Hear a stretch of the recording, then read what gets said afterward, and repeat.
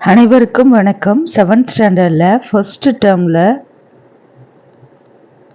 அலகு 3 தென்னிந்திய புதிய அரசுகள் பிற்கால சோழர்களும் பாண்டியர்களும். பிற்கால சோழர்கள் அறிமுகம். தென்னிந்திய வரலாற்றில் பிரபலமான நன்கு அறியப்பட்ட முடியாட்சி அரசுகளில் சோழ அரசும் ஒன்றாகும். அவர்களின் அரசு கட்டமைப்பு விரிவானது. நீர்ப்பாசன அமைப்பு முறை விரிந்து பரந்தது. அதிக எண்ணிக்கையிலான கோவில்களை அவர்கள் கட்டியுள்ளனர்.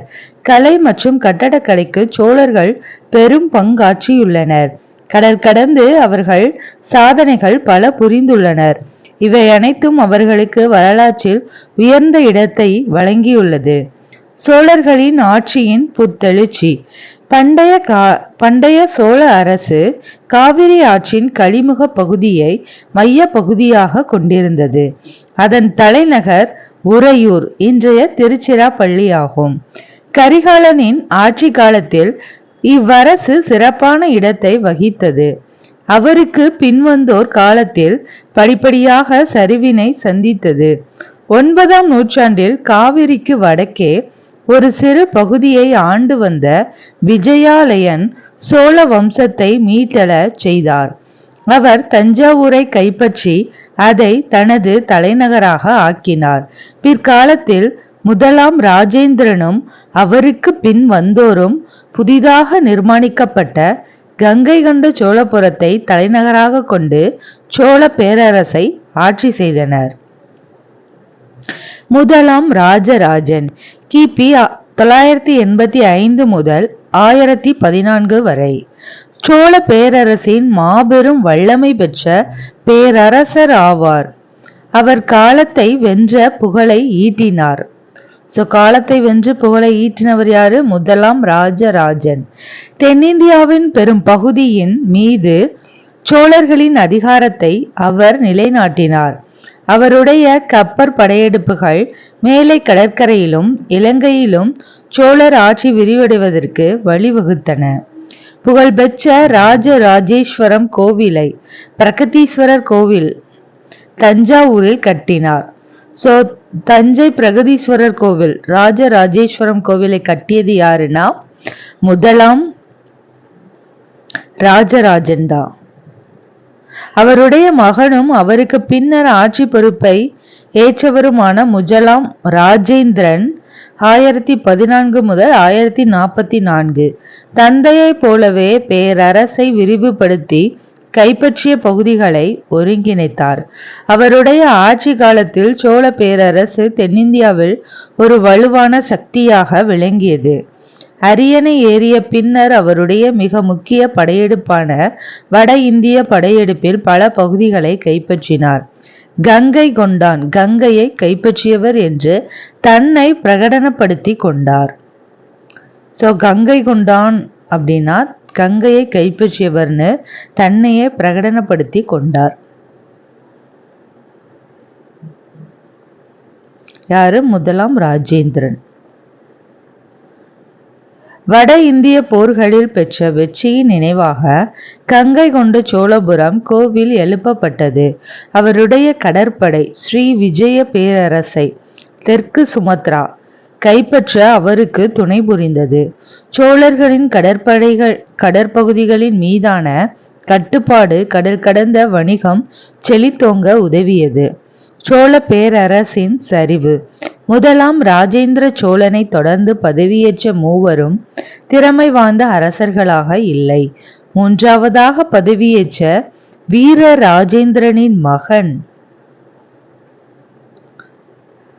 அதிராஜேந்திரன் உள்நாட்டு கலகம் ஒன்றில் கொல்லப்பட்டார்.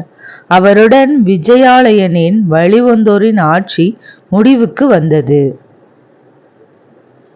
1ஆம் ராஜராஜனின் ஆட்சி காலத்தில் சோழர்களுக்கும் கீழே சாளுக்கியர்களுக்கும் இடையிலான திருமண உறவு தொடங்கியது. அவருடைய மகளான குந்தவை சாளுக்கிய இளவரசர் விமலாதித்தனை மணந்தார். அவர்களின் மகனான ராஜராஜ நரேந்திரன் 1ஆம் ராஜேந்திரனின் மகளான அம்மங்காதேவியை மணந்தார். அவர்களின் மகனே முதலாம் குலோத்துங்கன் ஆவர். முதலாம் ராஜராஜனோட மகள் குந்தவை சாளுக்கிய இளவரசர் விமலாதித்தனை மணந்தார். அவர்களின் மகனான ராஜராஜர் நரேந்திரன் முதலாம் ராஜேந்திரனின் மகளான அம்மங்காதேவியை மணந்தார். அவர்களின் மகனே முதலாம் குலோத்துங்கன் ஆவர். ராஜேந்திரனின் மறைவை கேள்விப்பட்டவுடன் கீழே சாளுக்கிய இளவரசரான ராஜேந்திர சாளுக்கியன் சோழ அரியணையை கைப்பற்றினார்.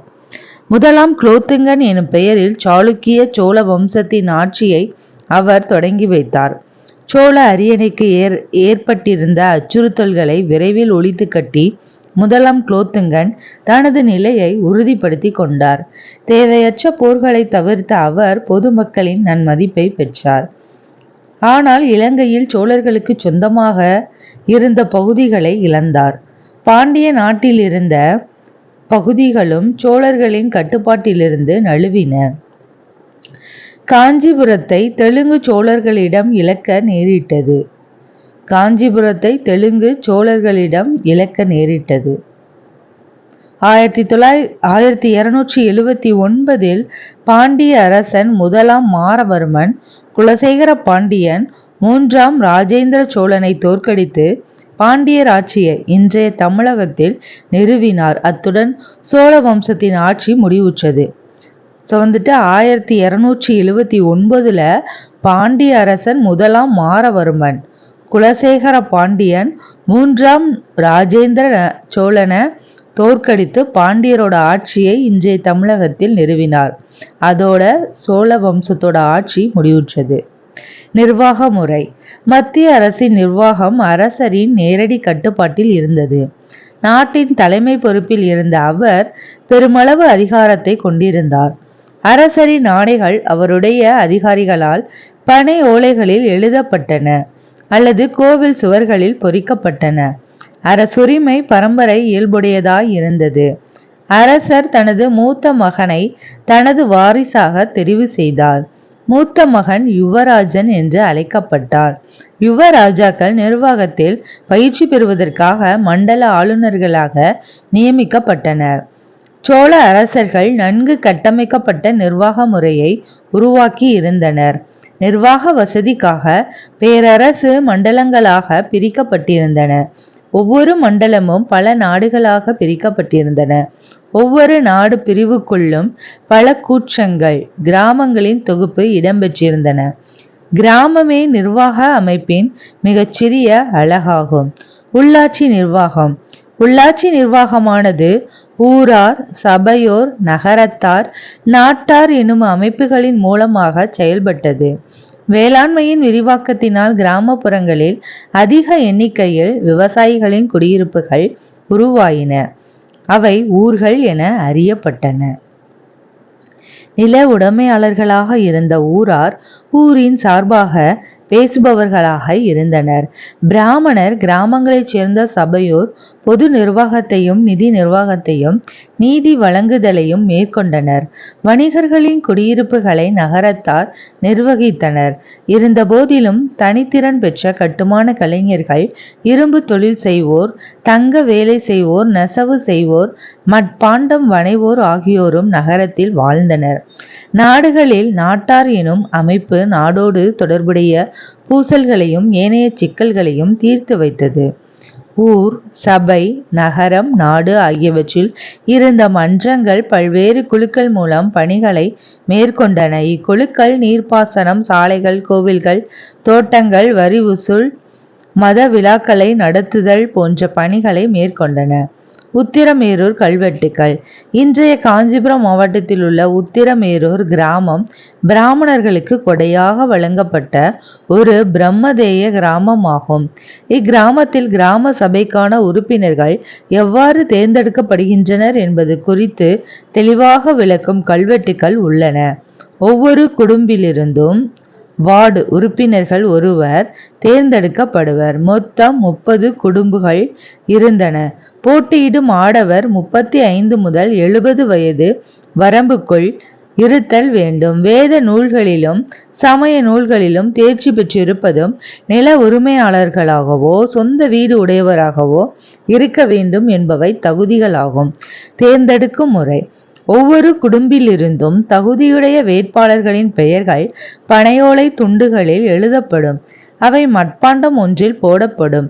மன்றத்தின் மூத்த உறுப்பினர் ஒரு சிறுவனை அழைத்து குடத்துக்குள் உள்ள ஓலை துண்டுகளை எடுக்கச் சொல்லி அதில் எழுதப்பட்டுள்ள பெயரை அறிவிப்பார். இம்முறையின் படி பல குழுக்கள் முடிவு செய்யப்படும். அந்த உத்தரமேரூர் கல்வெட்டுக்கள். வருவாய்: சோழ அரசின் பொது வருவாய் முக்கியமாக நிலவரி மூலம் பெறப்பட்டது. நிலவரியானது காணிக்கடன் என அழைக்கப்பட்டது. நிலவரியை நிர்ணயம் செய்வதற்காக சோழ அரசு விரிவான அளவில் நில அளவை பணியை மேற்கொண்டது. மகசூலில் 1/3 பகுதி வாரியாக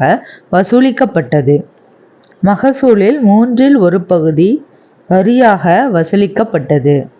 இவ்வரி பெரும்பாலும் தானியமாகவே வசூல் செய்யப்பட்டது. நிலவரியை தவிர தொழில் வரிகளும் வணிகத்தின் மீதான சுங்க வரிகளும் வசூலிக்கப்பட்டன. நிலம் சார்ந்த உறவுகளை அடிப்படையாக கொண்ட சமூக அமைப்பு. சோழ அரசர்கள் வரி விலக்கு அளிக்கப்பட்ட நிலங்களை அரசு அதிகாரிகளுக்கும் பிராமணர்களுக்கும் கோவில்களுக்கும் தேவதான கிராமங்கள் மத நிறுவனங்களுக்கும் கொடையாக வழங்கினர். சமண சமய நிறுவனங்களுக்கு கொடையாக வழங்கப்பட்ட நிலங்கள் பள்ளி சந்தம் என அழைக்கப்பட்டது. சமண சமய நிறுவனங்களுக்கு கொடையாக வழங்கப்பட்ட நிலங்கள் பள்ளி சந்தம் என அழைக்கப்பட்டது. வேளாண் வகை எனும் நிலங்களின் உடைமையாளர்கள் வேளாளர் என்று அழைக்கப்பட்டனர். வேளாண் வகை எனும் நிலங்களின் உடைமையாளர்கள் வேளாளர் என்று அழைக்கப்பட்டனர். வேளாளரில் ஒரு பிரிவினரான உழுகுடி என்போர் நிலங்களின் உடைமையாளராக இருக்க இயலாது. வேளாளரில் ஒரு பிரிவினரான உழுகுடி என்போர் நிலங்களின் உடைமையாளர்களாக இருக்க இயலாது. அவர்கள் பிரம்மதேய வேளாண் வகை நிலங்களில் வேளாண் பணிகளை செய்ய வேண்டி இருந்தது. மொத்த விளைச்சலில் வேளாண் வகை நில உடைமையாளர்கள் மேல்வாரத்தை விளைச்சலில் பெரும்பகுதி பெற்றனர். உழுக்குடிகள் கீழ்வாரத்தை விளைச்சலில் சிறு பகுதியை. மேல்வாரம்ங்கிறது விளைச்சலில் பெரும்பகுதி, கீழ்வாரங்கிறது விளைச்சலில் சிறு பகுதி. அடிமை மற்றும் பணிசெய் மக்கள் என்போர் சமுதாயத்தின் கீழ் நிலையில் இருந்தனர். சமூகத்தின் இடைமட்டத்தில் போர் செய்வோரும் வணிகர்களும் இடம்பெற்றனர். நீர்ப்பாசனம். சோழர்கள் நீர்ப்பாசனத்திற்கு முக்கியத்துவம் வழங்கினர்.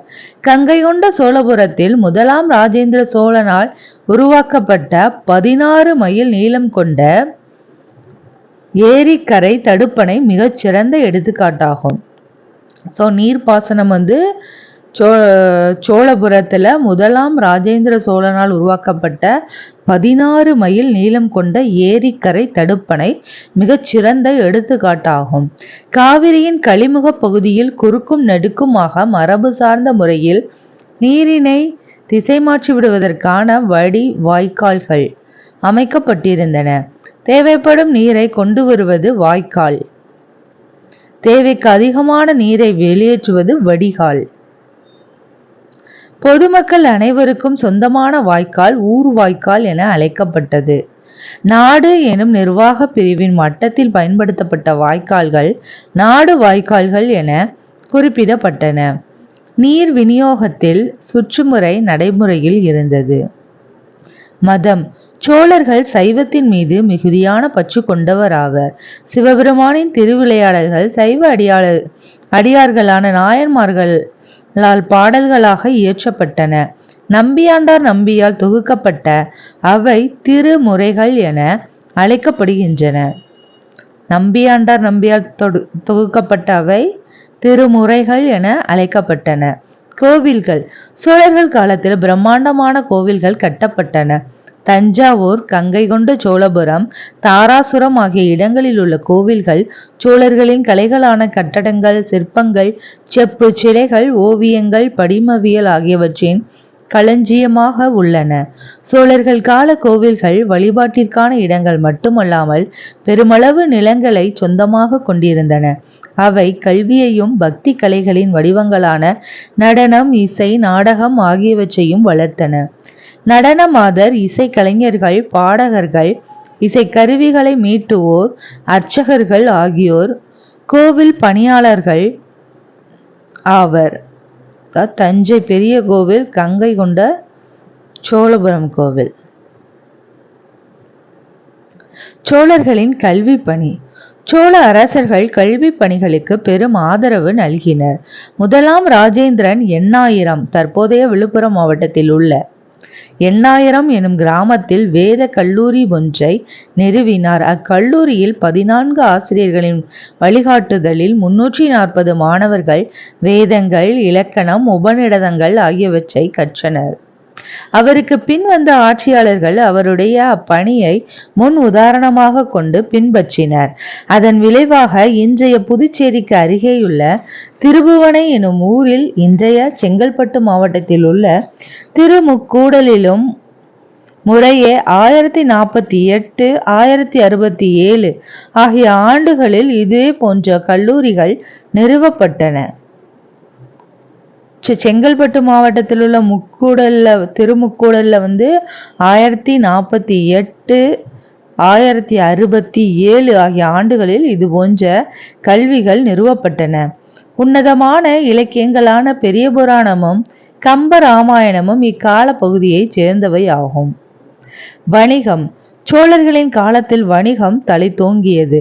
5 வண்ணத்தார், மணி கிராமத்தார் எனப்படும் வணிக குழு அமைப்புகளை கில்டு சேர்ந்த வணிகர்கள் வணிக நடவடிக்கைகளை மேற்கொண்டனர்.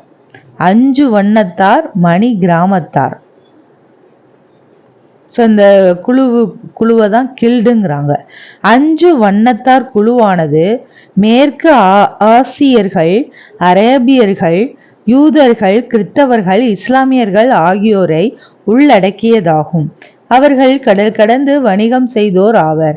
அவர்கள் மேற்கு கடற்கரையோர துறைமுக நகரங்களில் குடியிருந்தனர்.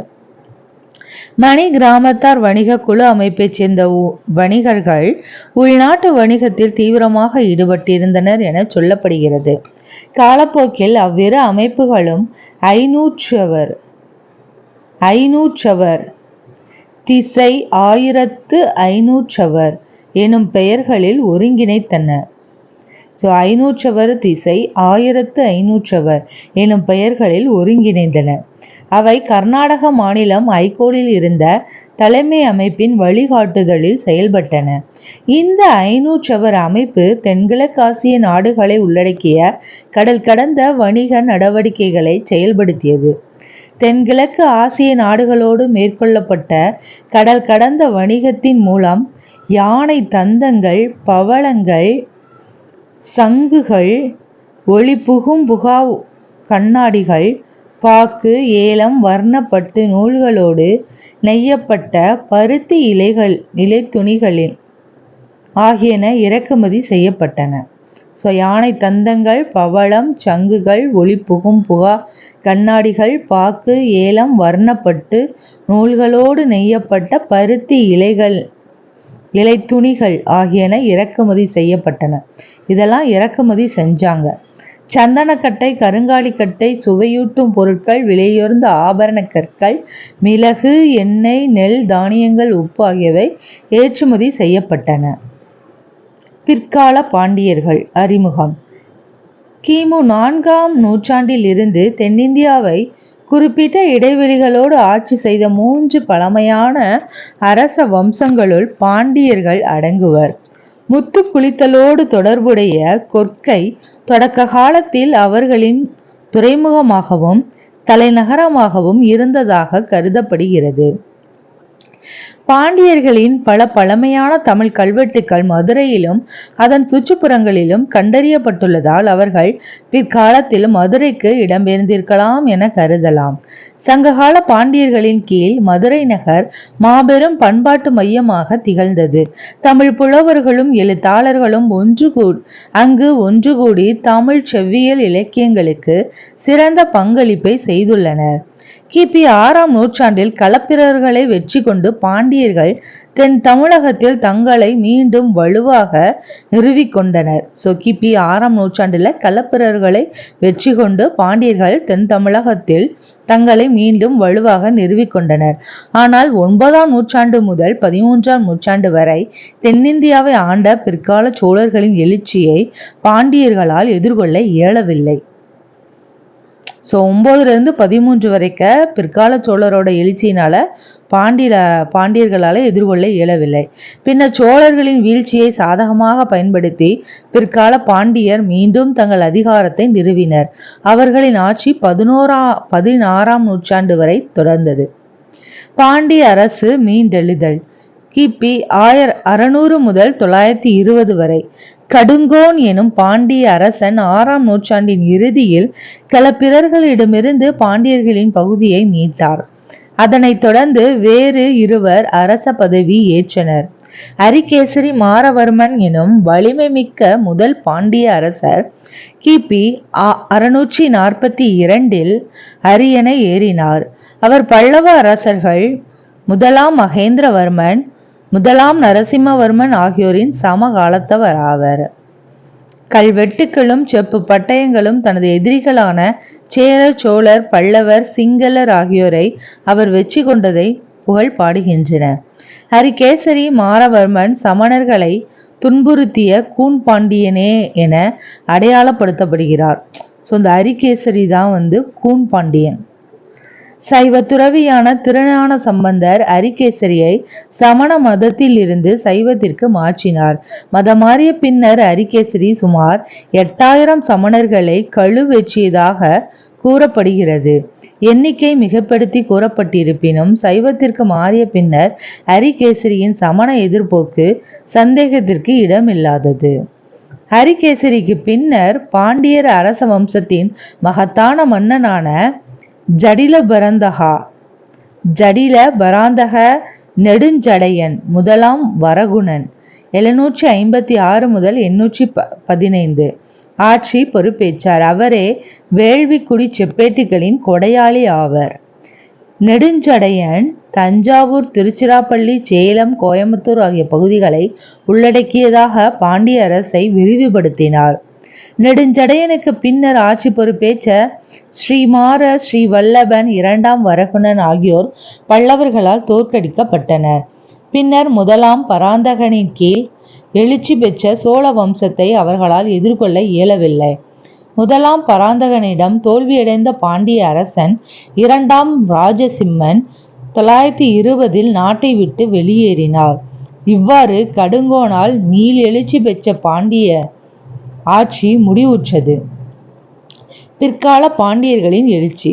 அதிராஜேந்திரன் விஜயாலயனின் வழிவந்த கடைசி அரசர் மறைவுக்கு பின்னர் பாண்டிய நாட்டில் சோழ மண்டலாதிபதிகளின் ஆட்சி பலவீனமடைந்தது. அதன் விளைவாக 13ஆம் நூற்றாண்டில் பாண்டியர் மட்டுமே எழுச்சி பெற்ற தமிழ் அரச வம்சமாக விளங்கினர். மதுரை அவர்களின் தலைநகராக தொடர்ந்தது. அவ்வமயம் காயல் அவர்களின் முக்கிய துறைமுகம் ஆயிற்று. காயல் முக்கிய துறைமுகம் ஆயிற்று. வெனிஸ் நாட்டை சேர்ந்த புகழ்பெற்ற பயணியான மார்க்கோ போலோ 2 முறை 1288, 1293 காயல்னா காயல்பட்டினம் காயலுக்கு வருகை தந்தார். இத்துறைமுக நகர் அரேபிய மார்க்கோ போலோ 2 முறை பயணம் வந்தார். எந்த வருஷமா? 1288, 1293. இத்துறைமுக நகர் அரேபிய சீன கப்பல்களால் நிரம்பி இருந்தது என்றும் விறுவிறுப்பான வணிக நடவடிக்கைகளை கொண்டிருந்ததாகவும் அவர் நம்மிடம் கூறினார். அரேபிய சீன கப்பல்களா அந்த காயல்ல நிரம்பி இருந்துதான். பாண்டிய அரசு செல்வ செழிப்பு மிக்க உலகிலேயே மிக அற்புதமான பகுதியாகும் என மார்க்கோ போலோ புகழாரம் சூட்டுகிறார். இலங்கையோடு சேர்ந்து உலகத்தில் காணப்படும் பெரும்பாலான மாணிக்க கற்களையும் முத்துக்களையும் உற்பத்தி செய்கிறது என மேலும் கூறுகிறார். தன்னுடைய பயண குறிப்புகளில் சதி, உடன்கட்டை ஏறுதல் நிகழ்வுகளையும் அரசர்களின் பலதார மனத்தையும் பதிவு செய்துள்ளார். சடையவன்மன் சுந்தரபாண்டியன் இரண்டாம் பாண்டிய பேரரசின் புகழ்பெற்ற அரசர் சடையவர்மன் ஜடாவர்மன் சுந்தர பாண்டியன் 1251 முதல் 1268 ஆவார். ஒட்டுமொத்த தமிழகத்தையும் தனது கட்டுப்பாட்டின் கீழ் கொண்டு வந்த அவருடைய ஆட்சி ஆந்திர மாநிலம் நெல்லூர் வரை பரவி இருந்தது. அவர் ஹொய்சாளர்களை கட்டுக்குள் வைத்திருந்தார். மலைநாட்டு தலைவரான சேர அரசர் சுந்தர பாண்டியனின் மேலாதிக்கத்தை ஏற்றுக்கொண்டு அவருக்கு கப்பம் கட்ட சம்மதித்தார். சோழ அரசின் வீழ்ச்சியால் ஊக்கம் பெற்ற மாளவ பகுதியின் அரசர் வீர சோமேஸ்வரர் என்பவர் சுந்தர பாண்டியனை போருக்கு அழைத்தார். கண்ணனூர் என்ற இடத்தில் நடைபெற்ற போரில் சுந்தர பாண்டியன் வீர சோமேஸ்வரரை தோற்கடித்தார். கண்ணனூர் என்ற இடத்துல நடைபெற்ற போர்ல சுந்தரபாண்டியன் வீர சோமேஸ்வரனை தோற்கடித்தார். வட தமிழகத்தில் கடலூர், காஞ்சிபுரம், மேற்கு தமிழகத்தில் ஆற்காடு, சேலம் ஆகிய பகுதிகளைச் சேர்ந்த குறுநில தலைவர்களின் மேல் தனது அதிகாரத்தை நிறுவினார். இது அந்த பாண்டிய அரசின் நாணயம். சுந்தர பாண்டியனின் ஆட்சியின் போது அவருடன் 2 பேர் கூட்டு அரசர்களாக ஆட்சி செய்தனர். அவர்கள் விக்கிரமபாண்டியன், வீரபாண்டியன் ஆகியோர் ஆவர். சுந்தர பாண்டியனுக்கு பின்னர் மாறவர்மன் குலசேகரன் வெற்றிகரமாக 40 ஆண்டுகள் ஆட்சி புரிந்து நாட்டிற்கு அமைதியையும் செழிப்பையும் நல்கினர். அவருக்கு வீரபாண்டியன், சுந்தரபாண்டியன் என 2 மகன்கள் இருந்தனர்.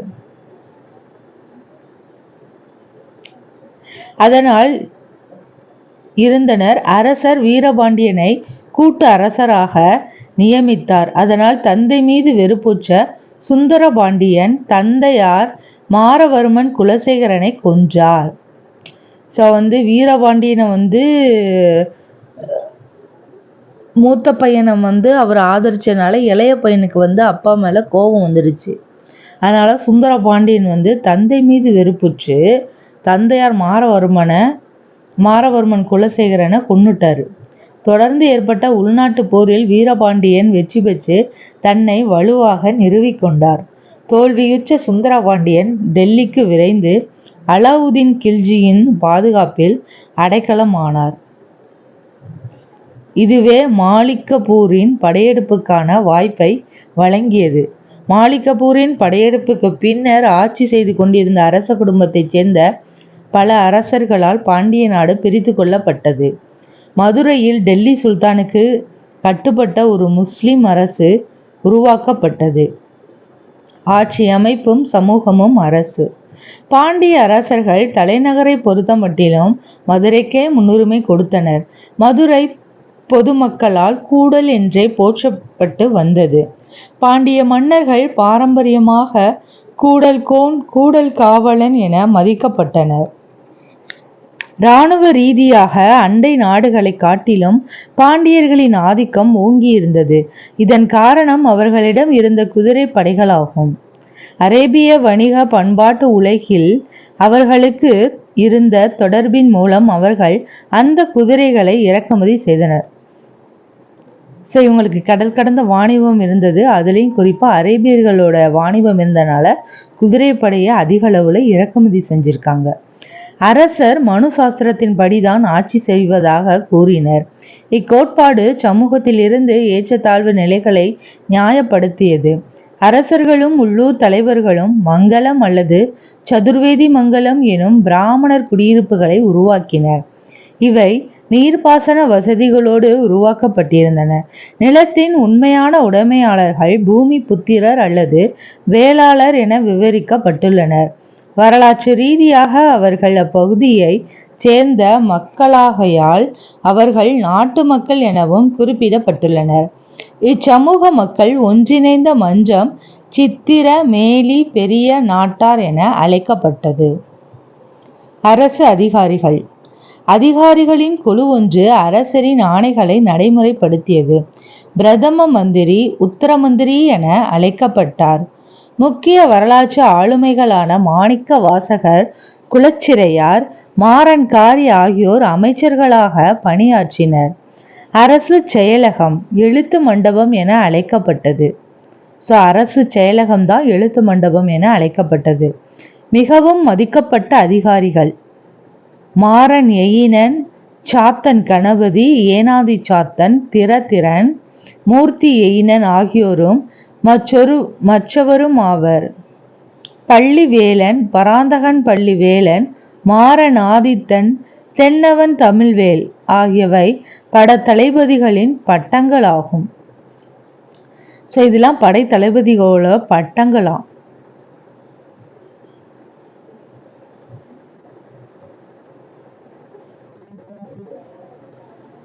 நிர்வாக பிரிவுகள். சோழ நாட்டில் இருந்ததைப் போலவே பாண்டிய நாடு பல மண்டலங்களாக பிரிக்கப்பட்டிருந்தன. மண்டலங்கள் வளநாடுகள் என அழைக்கப்பட்டன. வளநாடுகள் பல நாடுகளாகவும் கூற்றங்களாகவும் பிரிக்கப்பட்டன. நாடுகளை நிர்வகித்தவர் நாட்டார் ஆவர். நாடுகளும் கூற்றங்களும் மங்கலம், நகரம், ஊர், குடி எனும் குடியிருப்புகளை கொண்டிருந்தன. அவற்றில் பல்வகைப்பட்ட சமூக குழுக்களைச் சேர்ந்த மக்கள் வசித்தனர். கிராம நிர்வாகம். திருநெல்வேலி மாவட்டம் மானூர் எனும் ஊரில் கிபி 800ஆம் ஆண்டை சேர்ந்த கல்வெட்டு கிராம நிர்வாகம் தொடர்பான செய்திகளை கொண்டுள்ளது. கிராம மன்றங்களையும் பல்வேறு குழுக்களையும் கொண்டிருந்த சோழர்களின் உள்ளாட்சி துறை போலவே நிர்வாகம் காணப்படுகிறது. சிவில் இராணுவ அதிகாரங்கள் ஆகிய இரண்டும் ஒரே நபரிடம் வழங்கப்பட்டிருந்தன. நீர்ப்பாசனம். பாண்டிய மன்னர்கள் அதிக எண்ணிக்கையில் நீர் ஆதாரங்களை உருவாக்கினர். வைகை, தாமிரபரணி ஆகிய ஆறுகளின் இரு கரைகளிலும் நீர்நிலைகளுக்கு நீர் கொண்டு செல்லும் கால்வாய்கள் வெட்டப்பட்டன. தென் தமிழகத்தில் சோழர்களைப் போலவே பாண்டியர்களும் புதிய நீர்ப்பாசன தொழில்நுட்பங்களை அறிமுகம் செய்தனர். நீர்ப்பாசன பணிகள் உள்ளாட்சி அமைப்புகளாலும் அதிகாரிகள் மற்றும் உள்ளூர் தலைவர்களாலும் மேற்கொள்ளப்பட்டன. பழுது நீக்கும் பணிகள் பெரும்பாலும் உள்ளாட்சி அமைப்புகளால் மேற்கொள்ளப்பட்டன. சில சமயங்களில் நீர்ப்பாசன ஏரிகளை வணிகர்கள் வெட்டி கொடுத்துள்ளனர். மதம். பாண்டிய அரசர்கள் வேத நடைமுறைகளுக்கு ஆதரவு நல்கினர். வேள்விக்குடி செப்பேடுகளும் ஏனைய பொறிப்பியல் சான்றுகளும் சிறந்த பாண்டிய அரசர்கள் ஒவ்வொருவரும் செய்த அஸ்வமேத யாகம், ஹிரண்ய கர்ப்பம், வாஜ்பேய வேள்வி போன்றவற்றை குறிப்பிடுகின்றன. பாண்டிய மன்னர்கள் சைவம், வைணவம் ஆகிய இரண்டையும் சமமாகவே கருதினர் என்பதை பொறிப்புச் சான்றுகளின் தொடக்க பகுதிகள் உணர்த்துகின்றன. இரு பிரிவைச் சேர்ந்த கோவில்களும் பாண்டிய மன்னர்களின் ஆதரவை பெற்றிருந்தன. இக்கோவில்களுக்கு நிலங்கள் கொடையாக வழங்கப்பட்டன. வரி விலக்கும் அளிக்கப்பட்டது. அவை புனரமைக்கப்பட்டு புதிய கோபுரங்களும் விசாலமான மண்டபங்களும் கட்டப்பட்டன. புகழ்பெற்ற சைவ வைணவ அடியார்கள், நாயன்மார்கள், ஆழ்வார்கள் தமிழ் இலக்கிய வளர்ச்சிக்கும் ஆன்மீக அறிவு மேம்பாட்டிற்கும் பெரும் பங்களிப்பை செய்தனர். அக்கால பகுதியில் தீவிர மத மோதல்கள் இருந்ததாக குறிப்பிடப்படுகிறது. அக்காலகட்ட பக்தி இயக்கியம் புற சமயத்தாரை வாதத்திற்கு தூண்டின. அப்படிப்பட்ட விவாத போட்டிகளில் பலமுறை பௌத்தர்களும் சமணர்களும் தோற்கடிக்கப்பட்டதாக பக்தி இலக்கியங்கள் குறிப்பிடுகின்றன. அக்கால பாண்டிய அரசர்கள் தமிழ், சமஸ்கிருதம் ஆகியவற்றை ஆதரித்து வளர்த்தனர். கோவில்கள். இடைக்கால பாண்டியர்களும் பிற்கால பாண்டியர்களும் புதிய கோவில்கள் எதையும் நிர்மாணிக்கவில்லை. ஏற்கனவே இருந்த கோவில்களை பராமரித்தனர். புதிய கோபுரங்களையும் மண்டபங்களையும் கட்டி பெரிதாக்கினர். பெரிய வடிவிலான அலங்கார வேலைப்பாடுகளுடன் கூடிய ஒற்றைக்கல் தூண்களையும் இடைக்கால பாண்டியர்களின் தனித்தன்மை வாய்ந்த பாணியாகும். சிவன், விஷ்ணு, கொற்றவை, கணேசர், சுப்பிரமணியர் ஆகிய தெய்வங்களின் சிற்பங்கள் இக்கோவில்களில் காணப்படும் சிறந்த கலை வடிவங்களாகும். வரலாற்று சிறப்புமிக்க மதுரை மீனாட்சி அம்மன் கோவிலுக்கு பாண்டியர் பேராதரவு நல்கினர். புதிய கோபுரங்களையும் மண்டபங்களையும் கட்டி கோவில்களை தொடர்ந்து விசாலப்படுத்தினர். வணிகம். 7ஆம் நூற்றாண்டு முதல் தென்னிந்தியாவின் மேற்கு கடற்கரையில் உருவாகியிருந்த அரேபிய வணிகர்களின் குடியிருப்புகள் அவர்களின் வணிக உறவுகள் கிழக்கு கடற்கரைக்கு விரிவடைய வழிவகுத்தன. கிழக்கு கடற்கரையில் இருந்த அரசுகள் அயல்நாட்டு வணிகர்களை பொறுத்தமட்டில் மிக தாராளமான அறிவுபூர்வமான கொள்கையை பின்பற்றின. அவற்றின் பட்டய சட்டங்கள் வணிகர்களுக்கு பல தலைமுறை துறைமுக வரிகளிலிருந்தும் சுங்க வரிகளிலிருந்தும் விலக்கு அளித்தன. காயல் துறைமுகத்தில் மாலிக் உல் இஸ்லாம் ஜமாலுத்தீன் எனும் அரேபிய வணிகரின் வணிக நிறுவனம் செயல்பட்டது. ஸோ காயல் துறைமுகத்தில் மாலிக் உல் இஸ்லாம் ஜமாலுதீன் எனும் அரேபிய வணிகரின் வணிக நிறுவனம் செயல்பட்டது. பாண்டிய அரசர்களுக்கு குதிரைகள் எளிதாக கிடைப்பதற்கான வசதிகளை இந்நிறுவனம் செய்து கொடுத்தது. 13-14ஆம் நூற்றாண்டுகளில் குதிரை வணிகம் மேலும் அதிகரித்தது. சம்பிரதாய விழாக்களுக்கும் போர் புரிவதற்கும் குதிரைகள் தேவைப்பட்டதால் அரசர்கள் குதிரைகளுக்காக முதலீடு செய்தனர் என்று மார்க்கோ போலோவும் வாசப்பும் குறிப்பிட்டுள்ளனர். குதிரை வணிகத்தில் ஈடுபட்டவர்கள் குதிரை செட்டிகள் என அழைக்கப்பட்டனர். அவர்கள் கடல்சார் வணிகத்தில் தீவிரமாக ஈடுபட்டனர். பாண்டியர்களின் துறைமுகங்களில் மிகவும் விறுவிறுப்பாக வணிகம் நடைபெற்ற துறைமுகம் கிழக்கு கடற்கரையில் இருந்த காயல்பட்டினம் ஆகும். இது இன்றைய தூத்துக்குடி மாவட்டத்தில் உள்ளது. வணிக பரிமாற்றங்கள் தங்க நாணயங்கள் மூலம் நடைபெற்றதால் நாணயங்கள் அதிக அளவில் புழக்கத்தில் இருந்தன. அவை காசு, களஞ்சு, பொன் என பலவாறு அழைக்கப்பட்டன. காசு, களஞ்சு, பொன். விரிவான அளவில் இக்காலத்தில் நடைபெற்ற குதிரை வணிகம் குறித்து வாசப் என்பவர் பதிவு செய்துள்ளார். 10,000க்கும் மேற்பட்ட குதிரைகள் காயலிலும் ஏனைய இந்திய துறைமுகங்களிலும் இறக்குமதியாயின. அவற்றில் 1004 குதிரைகள் ஜமாலுதீன் பொறுப்பில் இனப்பெருக்கம் செய்து வளர்த்து வந்த குதிரைகள் ஆகும். ஒவ்வொரு குதிரையின் சராசரி விலை சொக்க தங்கத்திலான 200 தினார்களாகும் என அவர் எழுதுகிறார். சுருக்கம்: சோழர்களும் பாண்டியர்களும் நன்கறியப்பட்ட தமிழ் முடியாட்சி மன்னர்கள் ஆவர். விஜயாலயன் சோழர்களின் வம்சாவளியை மீண்டெழச் செய்தார். முதலாம் ராஜராஜன், முதலாம் ராஜேந்திரன் ஆகியோர் சிறப்பு வாய்ந்த சோழ அரசர்கள் ஆவர். உத்திரமேரூர் பொறுப்புகள் கிராம நிர்வாகம் குறித்த விவரங்களை வழங்குகின்றன. கடுங்கோன் பாண்டிய நாட்டு பகுதிகளை களப்பிரரிடமிருந்து மீட்டார். அரிகேசரி, மாறவர்மன், பராந்தக நெடுஞ்சடையோன் ஆகியோர் அக்காலத்தின் மிகச்சிறந்த பாண்டிய அரசர்கள் ஆவர். பிற்கால பாண்டிய அரசின் தலை சிறந்த அரசர்கள் சடையவர்மன், சுந்தர பாண்டியன், மாறவர்மன், குலசேகரன் ஆகியோர் ஆவர். பாண்டியர் காலத்து கடல்சார் வணிகம் மார்க்கோ போலோ, வாசப் ஆகியோரால் புகழப்பெற்றுள்ளது. சொற்களஞ்சியம்: திருமண உறவுகள் மூலம் அரசியல் கூட்டு. Matrimonial alliances, political alliances through marriages. தடுப்பணை, எம்பேங்க்மெண்ட், a wall or stone structure built to prevent a river flooding on an area as well as to store its water. தீவிரமான, ardent, passionate. அரசருக்கு கட்டுப்பட்ட குறுநில மன்னர், fiduciary.